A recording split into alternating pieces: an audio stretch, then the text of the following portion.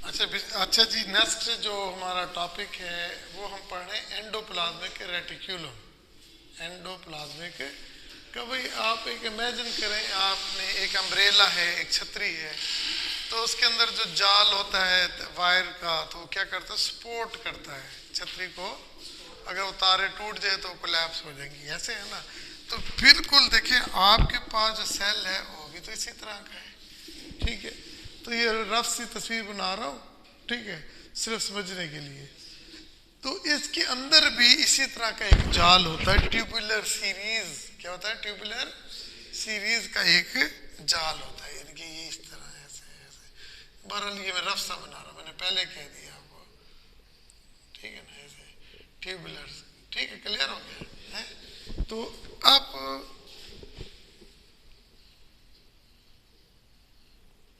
ठीक है, ऐसे ट्यूबुलर एक नेटवर्क होता है, ठीक है। ट्यूबुलर देखिए कहता है कि एंडोप्लाज्मिक, एंडोप्लाज्मिक यानी कि जो साइटोप्लाज्म के अंदर, ठीक है। रेटिकुलम का मतलब होता है जाल। इज ए सीरीज ऑफ, देखिए सीरीज यही होती है कि इस तरह एक तरतीब, सीरीज ऑफ ट्यूबुलर पोर्शन, देखो ट्यूब्स है, tubular portion in the cytoplasm. ये वही बात कह दी है ना, एंडो खुद ही बता रहा है एंडोप्लाज्मिक रेटिक्यूलम, यानी कि एक रेटिक्यूलम है, यानी कि सीरीज ऑफ ट्यूबुलर पोर्शन है इन द साइटोप्लाज्म है, ठीक है ना। तो ये बेटा ये दो तरह की होती है। देखिए एक होती है न्यूक्लियस के करीब, न्यूक्लियस के करीब होती है, और इसके ऊपर ना ये ऐसे ग्रेन्यूल्स लगे होते हैं, ऐसे ग्रेन्यूल्स लगे होते हैं, ठीक है ना। ऐसे जैसे रोड हो तो कोई इसके ऊपर ऐसे कोई रफ से पोर्शन लगा दे, तो इसे हम कहते हैं रफ सरफेस एंडोप्लाज्मिक रेटिक्यूलम। ये पेपर में भी आया हुआ है कि rough surface endoplasmic reticulum nucleus के करीब होते हैं, ठीक है। और जो इसका जो दूसरा पोर्शन होता है ना, ये वाला, वो स्मूथ होता है। वो क्या होता है? ऐसे स्मूथ होता है। क्या होता है बेटा? हाँ, तो इसका एक एंड अगर ये न्यूक्लियस मेम्ब्रेन से मिला हुआ है तो दूसरा एंड किधर मिला हुआ है?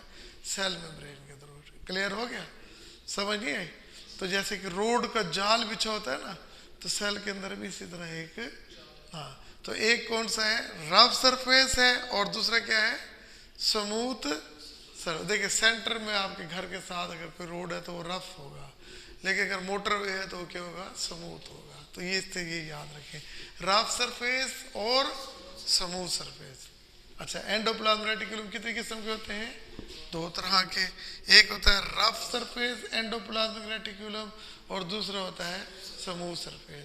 अब ये रफ सरफेस क्यों होता है? तो रफ सरफेस को हम कहते हैं ग्रेन्यूलर।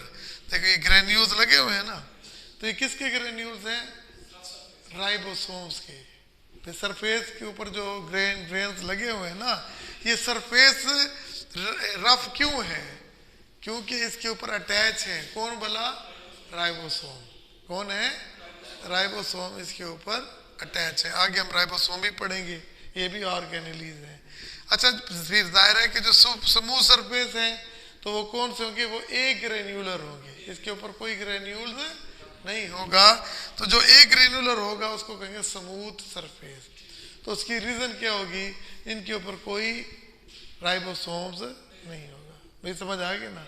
अब देखिए हमने ये भी कह दिया कि ये tubular portion in the cytoplasm है, ये भी कह दिया कि ये दो तरह का है, एक रफ सरफेस और एक स्मूथ सरफेस एंडोप्लाज्मिक रेटिक्यूलम। अब देखिए जब मैंने कह दिया कि वो रफ सरफेस क्यों है, कि उसके ऊपर राइबोसोम्स है, तो फिर इसका फंक्शन भी तो होना चाहिए। तो पहले हम पढ़ेंगे अपना रफ सरफेस एंडोप्लाज्मिक रेटिक्यूलम। भाई सीधी सी बात है कि जो इसके रफ सरफेस एंडोप्लाज्मिक रेटिक्यूलम के ऊपर कौन सा अटैच होता है? राइबोसोम। क्या होते हैं? हाँ, और राइबोसोम का काम क्या होता है? प्रोटीन को बनाना। क्या काम होता है? प्रोटीन को बनाना। बनाता राइबोसोम है, लेकिन अटैच तो एंडोप्लाज्मिक रेटिक्यूलम पे है ना, रफ सरफेस। तो कोई पूछेगा कि रफ सरफेस एंडोप्लाज्मिक रेटिक्यूलम का क्या काम है, तो आप एक ही लफ्ज में कहेंगे कि प्रोटीन सिंथेसिस, ठीक है ना। तो अब ये जब प्रोटीन बन जाएगी तो फिर ये किधर जाएगी? अब इसके ये ल्यूमन में चली जाएगी। इसके ल्यूमन क्या होता है? खाली जगह। एंडोप्लाज्मिक रेटिकुलम ट्यूब है ना, उसके ल्यूमन में चली जाएगी और ट्रांसपोर्ट हो जाएगी सेल के बाहर जहाँ भी देना है, या साइटोप्लाज्म रह जाएगी या बाहर, ठीक है, या एंजाइम बन जाएंगे या हार्मोन बन जाएंगे या कोई स्ट्रक्चरल प्रोटीन बन जाएगी। ठीक है बेटा, क्लियर हो गया। फिर देखें, ribosomes are attach to the outer surface of the endoplasmic reticulum. These ribosomes they synthesize protein and released into the and transported into the endoplasmic lumen. Endoplasmic lumen के अंदर ये ट्रांसपोर्ट करती जाती हैं। ठीक है, क्लियर है। अच्छा, फिर इसके बाद आपके पास आता है स्मूथ सरफेस एंडोप्लाज्मिक रेटिकुलम। इसके बेटा 4 काम है। जाहिर है कि इसके अंदर अमाइन राइबोसोम तो नहीं होगा, प्रोटीन तो नहीं बनाएगा, तो ये करता है लिपिड बायोसिंथेसिस। क्या करता है? लिपिड बायोसिंथेसिस करता है। ठीक है, एक काम ये हो गया। लिपिड एंड इंट्रासेलुलर और ट्रांसपोर्टेशन करता है। और क्या करता है? क्लियर हो गया। लिपिड प्रोडक्शन करना, ट्रांसपोर्टेशन करना। देखिए, सबसे ज्यादा मेटाबॉलिज्म हमारे लीवर में होता है। क्या पे होता है? लीवर में होता है। ठीक है, यहीं पे ही बायो ट्रांसफॉर्मेशन होती है। तो ये इस जो लीवर के सेल है ना, उसके अंदर एंडोप्लाज्मिक रेटिकुलम जो है ना, समूह सरफेस, वो ज्यादा होते हैं। ठीक है, ये क्योंकि इसका एक काम होता है, ये जो आप कभी अल्कोहल ले लेते हैं, टॉक्सिन ले लेते हैं, उसको ये डिटॉक्सिफाई कर देता है, और यही काम लीवर का होता है। तो number 2, smooth surface endoplasmic reticulum का क्या काम होगा? डिटॉक्सिफिकेशन करना। डिटॉक्सिफिकेशन किसका भला?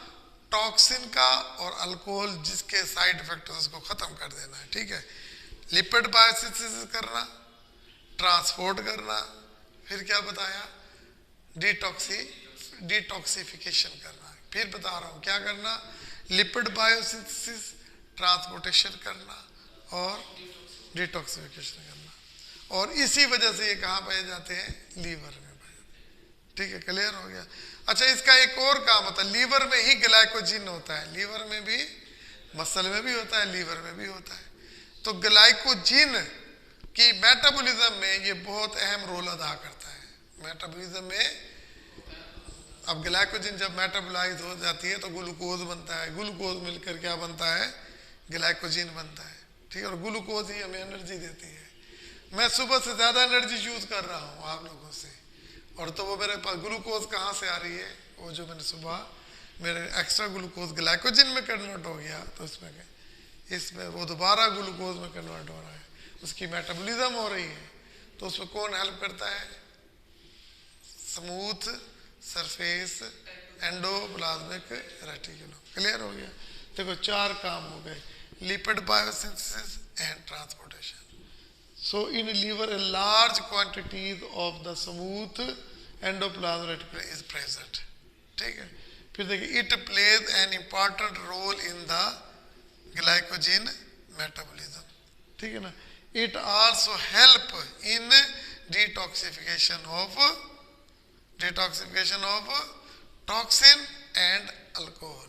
अब देखो, हमने पहले बता दिया कि हमने इतना बताया कि tubular series in the cell is known as endoplasmic reticulum. ठीक है, there are 2 types of endoplasmic reticulum. Number 1 is smooth surface, number 2 is rough surface. Smooth surface क्या करते हैं? इनका दूसरा नाम कहता है ग्रेन्युलर होते हैं, और नहीं, स्मूथ होते हैं ना, ग्रेन्युलर होते हैं, और रफ सरफेस ग्रेन्युलर होते हैं। अब रफ सरफेस के ऊपर नोट लिखते हैं, रफ सरफेस एंडोप्लाज्मिक रेटिकुलम। सीधी सी एक बात कहना, हमने कहना कि there are ribosomes are attach on the outer surface of the rough surface endoplasmic reticulum. So they are involved in the synthesis of protein, and this protein is then transferred to the endoplasmic lumen. ठीक है, फिर है आगे इसके बाद है rough surface smooth surface endoplasmic reticulum. तो हमने कहा कि इसका पहला काम होता है biosynthesis of lipids and play part role in the transportation. It is present mostly in the